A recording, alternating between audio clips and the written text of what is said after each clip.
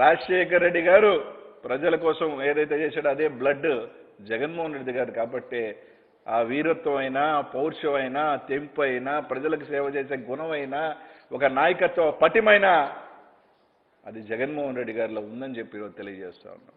కాబట్టి నోటికి వచ్చినట్టు నీ ఇష్టం వచ్చినట్టు మాట్లాడితే ఇంకొకసారి ఇప్పటికీ ఇళ్లలో దాంకో ఉన్నావు, నీ కొడుక్కి సైకిల్ నేర్పించుకుంటున్నావు, ఫస్ట్ అది చూసుకుపోయి పని అంతే తప్ప ముఖ్యమంత్రి గారిని నీ ఇష్టం వచ్చినట్టు మాట్లాడితే ఇంతకన్నా ఎక్కువ మాట్లాడాల్సి వస్తుందని చెప్పి తెలియజేస్తా ఉన్నాం. గత 4 సంవత్సరాలుగా తీసుకుంటే కూడా అతి తక్కువ కాలంలో ముఖ్యమంత్రి 7 నెలలు 5 అతి తక్కువ కాలంలో ఈరోజు 4వ స్థానంలో నిలిచిన ముఖ్యమంత్రి వైఎస్ జగన్మోహన్ రెడ్డి గారు. మీ జీవితంలో నా సమయంగా కనీసం టాప్ 10లో ఉండరు. అవినీతిలో మాత్రమే నాకు తెలిసి మొట్టమొదటి స్థానంలో ఉన్నారు. కానీ మీరు కనీసం బెస్ట్ పర్ఫార్మింగ్ చీఫ్ మినిస్టర్స్ లిస్ట్లో అతి తక్కువ కాలంలో 4 ఇయర్స్ ట్రెండ్ ఇది తీసుకుంటే జగన్మోహన్ రెడ్డి ఆ చీఫ్ మినిస్టర్ స్టాండ్స్ 4th. దీన్ని బట్టి అయినా కూడా ఇంకా కూడా బుద్ధి జ్ఞానం లేకుండా నోరుంది కదా అని ఇష్టానుసారంగా మాట్లాడటం సబబు కాదు. ఈరోజు మండల్లో జరిగింది అందరం కూడా చూసాం. మండల్లో మీకేదో కొద్దిగా ఇది ఉంటే మీ ఇష్టానుసారంగా చైర్మన్ గారు స్పష్టంగా రూలు లేనప్పటికీ ఏ విధంగా ఈరోజు నా మీద ప్రెషర్లు ఉన్నాయి చెప్పకనే చెప్పాడు ఆయన. నా 14 సంవత్సరాలు ముఖ్యమంత్రిగా 40 సంవత్సరాల ఇండస్ట్రీ అని చెప్పుకునే వ్యక్తి సభలో లేకుండా అట్లా శాసనసభలో లేకుండా నేరుగా వచ్చి ఒక కౌన్సిల్ గ్యాలరీలో కూర్చొని ఏ విధంగా ప్రభావితం చేశాడో ఈ రాష్ట్రం అంతా కూడా చూసింది. అట్లాంటి దుర్మార్గ పనులన్నీ కూడా చేసి ఏదో ఒక చిన్న ఇదేసుకొని అదేందో అర్థం కావట్లా ఏదో పెద్ద విజయం సాధించేసాము, దానికి ఊరేగింపులు, డప్పులు, పూలు జల్లించుకోవటాలు, అబ్బా అబ్బా ఇంకా ఏదో చేసేసాం, ఏదో చించేసామని అబ్బా కొడుకులు మొత్తం ఊరేగుతా ఉన్నారు. దానికి పాలాభిషేకాలు అబ్బా చూసినాం. ఏం సాధించారయా? 30 మంది మీకు ఉన్నారు కాబట్టి ఎమ్మెల్సీలో ఏదో ఒక చిన్నది అట చేసుకొని ఏదో సాధించేసాం. దానికి రాష్ట్రం అంతా కూడా పోలాభిషేకాలు, ఈయన ఏదో పెద్ద సాధించేసినట్టు. కానీ నయం సిగ్గుండాల 6 నెలలు గాల ఓడగొట్టి చిత్తుగా మూలను కూర్చోబెడితే నోరుంది కదా అని చెప్పి మీ ఇష్టానుసారంగా యనమల రామకృష్ణ ఈయన మాట్లాడతాడు. ప్రజల్లో గెలవలే ఆయన ఉద్యోగం ఊడొద్దని, మండలి రద్దు అయితే ఫస్ట్ నా ఉద్యోగం ఊడిపోతుందని భయం. ఏం మాట్లాడాడు? మండలి రద్దు చేయటం అధికారం ఈయనకి లేదు, శాసనసభ ఎందుక? శాసనసభ ఎందుకు?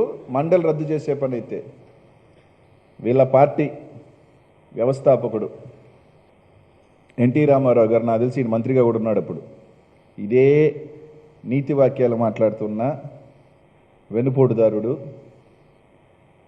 కృతజ్ఞత లేని వ్యక్తి యనమల రామకృష్ణుడు గారు అప్పుడు మంత్రిగా ఉన్న ఆయన వాళ్ళ వ్యవస్థాపకుడు ఎన్టీ రామారావు గారు మండలి గురించి మాట్లాడాడు అసెంబ్లీలో మార్చి 24, 1983లో.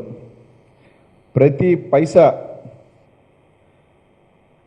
పన్ను కొట్టే వాళ్ళు ప్రతి పైసా మనీని మిస్యూజ్ చేస్తే యాక్సెప్టబుల్ కాదు, దీన్ని ఎంకరేజ్ చేయటం పద్ధతి కాదు. ప్రజలు మద్దతు లేని ఏ సంస్థ అయినా ఏ సిస్టమ్ అయినా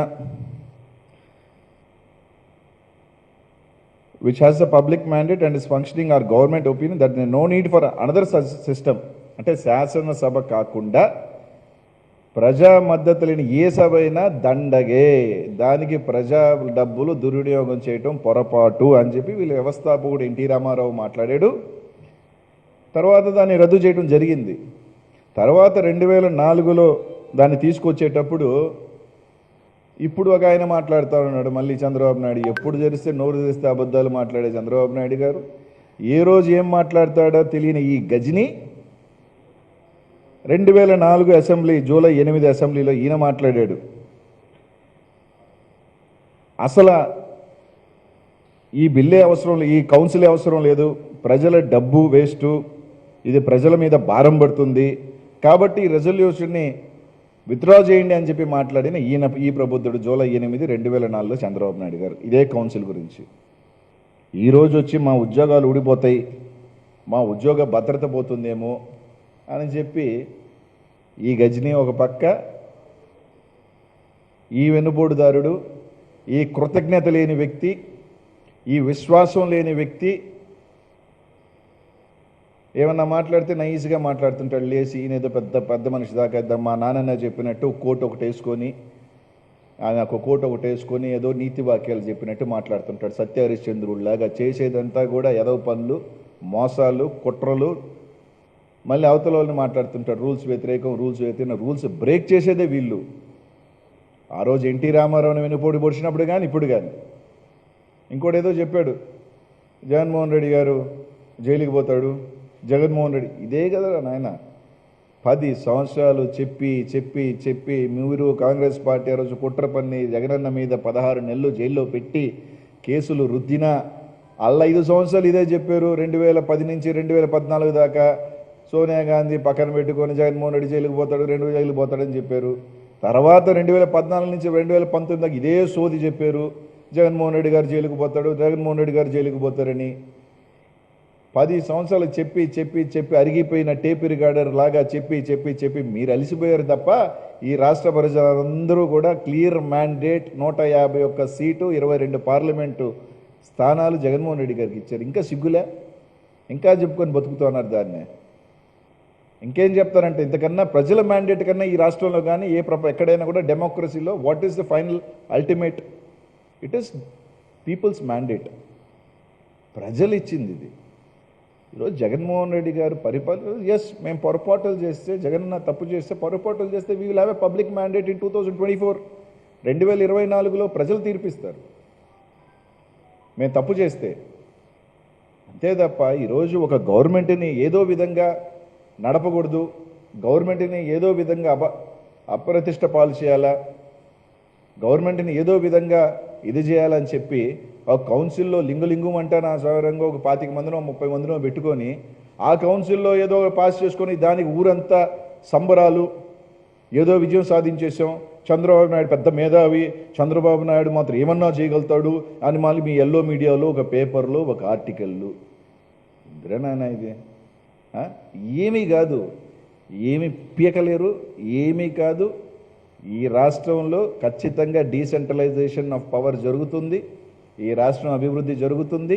ఈ రాష్ట్ర ప్రజలు మన ముఖ్యమంత్రి జగనన్న మీద ఒక నమ్మకంతో ఉన్నారు. ఖచ్చితంగా మీరు ఎన్ని ఇట్లాంటి మీ ఎల్లో మీడియాతో ఎన్ని డూప్ షాట్లు కొట్టించుకున్నా, ఎన్ని చేసినా ఖచ్చితంగా ఈ రాష్ట్ర ప్రజలను, ఈ రాష్ట్రాన్ని ఏదైతే